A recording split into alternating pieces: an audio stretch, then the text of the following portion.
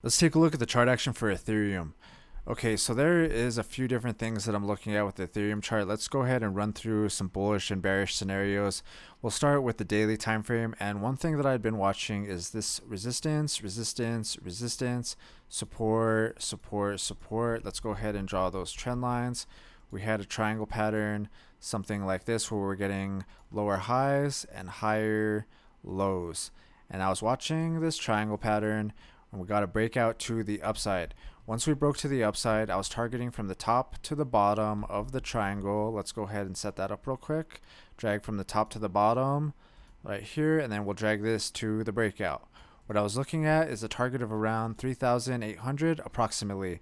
Lines up with this previous support, previous resistance right here. We could go ahead and do a horizontal red line, something like this. So I was basically targeting this previous resistance and this triangle target.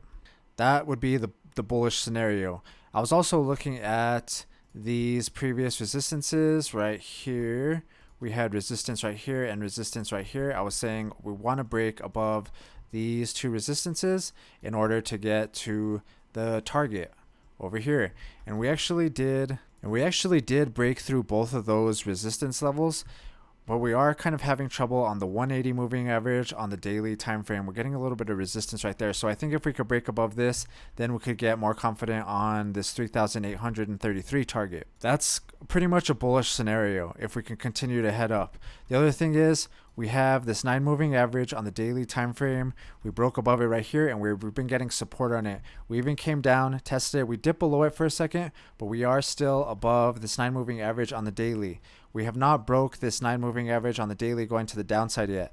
I think if we do, then that will be a bearish signal. One of the other things that I've been looking at that isn't so bullish is, let's go ahead and delete everything and we'll switch over to the 4-hour time frame. Now this might just be a fake out, but let's go ahead and run through it real quick anyways. We have support, support, support, support, support, support. We had an uptrend right here, something like this in my opinion. We broke it going to the downside. We broke it going to the downside, and it looks like we're kind of going in and out of this trend line right now. In my opinion, I don't really like the way this looks. It kind of looks like a little bit of weakness. If we go ahead and readjust this, maybe something like this, and then we have like a top, we have resistance right here and resistance right here. Let's go ahead and draw that out real quick. It kind of looks like a rising wedge, kind of, where we're kind of doing something like this. A rising wedge is usually a bearish pattern. It breaks to the downside, but it's not impossible that it does break to the upside as well. So I'm not 100% sure what's going to happen. It's possible that we continue to hold support and push up, or it's possible that we break down. I think if we break this trend line going to the downside though, it will be a bearish signal. Since we broke this 4-hour trend that we had originally, something like this, we can also set up a Fibonacci retracement tool. This is when we have these uptrends. I like watching them, and if we break them going to the downside, like right here and right here, then I like setting up the Fibonacci retracement tool. Let's go ahead and grab the Fibonacci retracement tool, drag from the bottom of the trend to the top of the trend. This gives us some levels to watch for a possible retracement.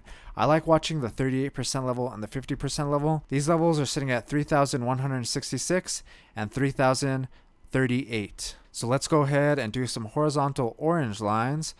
We'll do one at the 38% level and one at the 50% level. We'll go ahead and readjust this trend line, something like this. If we break this trend line going to the downside, that could be a signal that we're going to possibly start heading to the Fibonacci retracement levels. Now that we've readjusted this trend line, we're still kind of on it, so we haven't broken it yet, but if we do, then these are the spots that I'll be kind of looking at first. If we go into the daily time frame, I've been doing something similar to on Bitcoin, and we also have support right here and support right here. Let's go ahead and copy and paste some of these orange lines. If we continue to head down even further, like I said, we still haven't broke the uptrend, but these are just some possibilities. This third orange line is sitting at 2,857, and the fourth one is sitting at 2,511. Let's see if we can hold support on this 9 moving average and this trend line. I think if we break it going to the downside, these are the levels that I'll be looking at. We haven't done that yet. It kind of looks like we're between the 180 moving average on the daily and the 9 moving average on the daily as well. giving us some resistance and support. So I'm kind of curious, are we going to be able to break through to the upside or break to the downside right now? If we break to the downside, I'll be looking at these orange levels, the Fibonacci retracement levels first, and then if we keep pushing down, these previous support levels. And if we break this 180 moving average going to the upside, I'll be looking at this triangle pattern target that I was talking about at the beginning, and this previous resistance up here sitting around 3,800 approximately. I think the main thing that I'm watching, let's go ahead and just delete everything, is the 9 moving average on the daily and the 180 moving average on the daily. Let's see if we could break to the upside or to the downside on this time frame. These will be the levels that I'm looking at going to the downside, and this is the target that I'm looking at going to the upside. Let me show you one more thing that I'm looking at concerning Ethereum. Let's go ahead and jump into the Ethereum to Bitcoin chart. So this chart I've been looking at for a while now, and we had support, support, giving me the support line right here. We came down and tested it right here, and we got a bounce on it. The other thing that I've been looking at is resistance, resistance, resistance. Ever since we started having trouble in this area over here and trending down, I was focusing more on Bitcoin.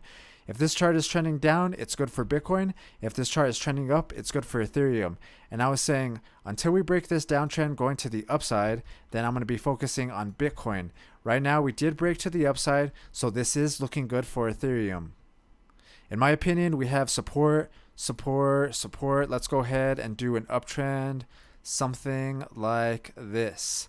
Let's go ahead and delete this downtrend as well since we broke it. Now we can focus on this uptrend and the previous resistances on this chart. We have resistance, resistance, resistance, resistance, resistance. Let's go ahead and set up some red lines on those levels right there. We have one right here, one right here, one right here, another right here, and another right here. These red lines can possibly give us some trouble. In my opinion, I like watching these red lines for possible spots that we could get rejected on and have to either retest the trend line, or that'll push us down and maybe break the trend line going to the downside. We broke through the first one, heading to the upside, so the next level is sitting right here. As long as we're on this uptrend going to the upside, Ethereum is outperforming Bitcoin. And like I was saying, I was really watching this downtrend right here where we had resistance and resistance. We had this downtrend. Once we broke this downtrend going to the upside, I think that was a good signal for Ethereum, at least compared to Bitcoin. We're still trending up, so let's see how far we can ride this uptrend going to the upside. Let's jump back over to the Ethereum chart. So like I said, let's see how far we can ride this uptrend on the Ethereum to USD chart. If we could break this 180 moving average that we're getting resistance on going to the upside, or if we break this 9 moving average right here going to the downside that's been giving us some support throughout this whole time. If we measure from the bottom to the top where we're at right now, let's go ahead and do that real quick. We'll use the ruler and drag from the bottom to the top.